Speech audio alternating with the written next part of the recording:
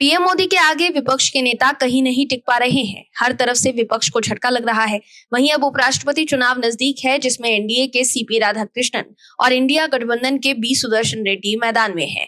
लेकिन विपक्ष के उम्मीदवार घिर गए हैं। बीजेपी ने ऐसी कमान कसी है कि बी सुदर्शन रेड्डी बैकफुट पर आ गए हैं। दर्शकों, इन दिनों विपक्ष हर तरफ से घिरता जा रहा है।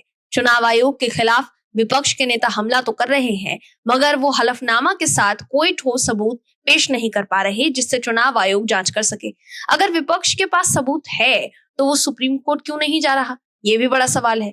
विपक्ष के लोग बिहार में एसआईआर पर सवाल उठा रहे हैं, लेकिन चुनाव आयोग का कहना है कि उन्हें लगता है कि किसी का नाम कट गया है या कोई गड़बड़ी है तो आपत्तियां दर्ज करवाए। लेकिन चुनाव आयोग ने शुक्रवार को सुप्रीम कोर्ट में बताया था कि विपक्षी दलों ने सिर्फ 2 आपत्तियां दर्ज करवाई हैं। वहीं बिहार के भागलपुर जिले से एक चौंकाने वाला मामला सामने आया है, जहां 2 पाकिस्तानी महिलाओं के नाम मतदाता सूची में पाए गए हैं। उनके पास आधार और वोटर आईडी कार्ड भी है, जिससे चुनाव आयोग और गृह मंत्रालय हरकत में आ गया है। वहीं अब उपराष्ट्रपति चुनाव को लेकर सियासी माहौल गर्म हो गया है। क्या है खबर, बताते हैं आपको इस रिपोर्ट में। दर्शकों, केंद्रीय गृह मंत्री अमित शाह ने विपक्षी दलों के उपराष्ट्रपति उम्मीदवार सुप्रीम कोर्ट के रिटायर्ड जस्टिस सुदर्शन रेड्डी पर जोरदार हमला करते हुए कहा है कि उन्होंने सलवा जुडूम वाला फैसला नहीं दिया होता तो 5 साल पहले ही देश से नक्सलवाद मिट गया होता। अमित शाह ने आरोप लगाया है कि सुदर्शन ने वामपंथी उग्रवाद और नक्सलवाद के समर्थन के लिए सुप्रीम कोर्ट का इस्तेमाल किया। विपक्ष ने एनडीए के उपराष्ट्रपति प्रत्याशी सीपी राधाकृष्णन की जगह जस्टिस रेड्डी को उतारा है। केरल के कोच्चि में एक मलयालम न्यूज वेबसाइट मनोरमा के कॉन्क्लेव में संबोधित करते हुए केंद्रीय गृह मंत्री ने कहा, केरल ने नक्सलवाद और उग्रवाद का भी दंश झेला है। केरल की जनता जरूर ये देखेगी कि कैसे वामपंथियों के दबाव में कांग्रेस ने ऐसे उम्मीदवार को चुना है जिसने सुप्रीम कोर्ट जैसे मंच का भी इस्तेमाल वामपंथी उग्रवाद और नक्सलवाद को बढ़ावा देने के लिए ही किया था।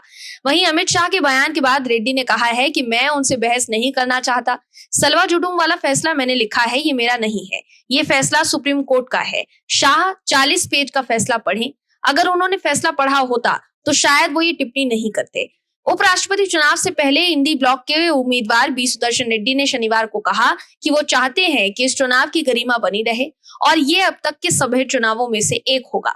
कोई किसी पर पर्सनल अटैक ना करे। विपक्ष उम्मीदवार ने कहा कि राधाकृष्णन और मेरे बीच कोई निजी लड़ाई नहीं है, हम कभी एक दूसरे से मिले भी नहीं हैं। इसलिए मैं चाहता हूं कि मुकाबला व्यक्तियों के बीच नहीं बल्कि 2 अलग-अलग विचारधाराओं के बीच हो। इसके अलावा रेड्डी ने यह भी कहा कि उन्होंने कभी उपराष्ट्रपति चुनाव लड़ने की उम्मीद नहीं की थी। कांग्रेस ने उन्हें चुनाव लड़ने का प्रस्ताव दिया था। उन्होंने कहा कि कांग्रेस के कुछ बड़े नेताओं ने इसकी पहल की। इस पर मैंने कहा कि मेरे लिए किसी विशेष राजनीतिक दल का उम्मीदवार बनना मुश्किल हो सकता है, लेकिन अगर इंडी ब्लॉक के दल सहमत होते हैं और मुझे उम्मीदवार बनाते हैं तो मैं चुनाव लड़ूंगा। दर्शकों, अमित शाह के प्रहार के बाद विपक्ष के उम्मीदवार बैकफुट पर आ गए हैं। शाह को जवाब देने की जगह वो कह रहे हैं कि मैं उनसे बहस नहीं करना चाहता।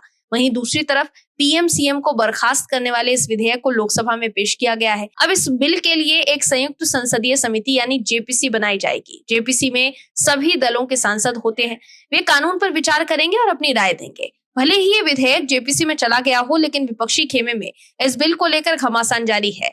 ममता बनर्जी की पार्टी टीएमसी इस ज्वाइंट पार्लियामेंट्री कमेटी में शामिल नहीं होना चाहती है। टीएमसी का कहना है कि इस कानून का विरोध करना चाहिए। सूत्रों के मुताबिक टीएमसी चाहती है कि जेपीसी का बहिष्कार किया जाए, मगर बाकी विपक्षी दल चाहते हैं कि वे पैनल में रहें। वे ये सुनिश्चित करना चाहते हैं कि मोदी सरकार को विपक्ष शासित राज्यों को निशाना बनाने का हथियार न मिले। कांग्रेस को पैनल में 4-5 सीटें मिलने की उम्मीद है। इंडिया गठबंधन में शामिल डीएमके और समाजवादी पार्टी ने भी जेपीसी में शामिल होने की इच्छा जताई है। हालांकि अब कांग्रेस को सहयोगी टीएमसी के अंतिम फैसले का इंतजार कर रहे हैं। वहीं दूसरी तरफ ऑनलाइन गेमिंग बिल पास होने के बाद कांग्रेस नेता के घर ईडी ने शनिवार को अवैध ऑनलाइन और ऑफलाइन सट्टेबाजी के मामले में कर्नाटक के चित्रदुर्ग निर्वाचन क्षेत्र के विधायक केसी वीरेंद्र को गंगटोक से गिरफ्तार किया है। इसके अलावा ईडी ने 12 करोड़ रुपए नकद, 6 करोड़ रुपए के सोने के आभूषण, लगभग 10 किलोग्राम चांदी के सामान और 4 वाहन बरामद किए हैं। नकदी में से लगभग 1 करोड़ की विदेशी मुद्रा भी शामिल है। कुल मिलाकर देखें तो हर तरफ से विपक्ष घिर गया है। Bureau report, OMH news.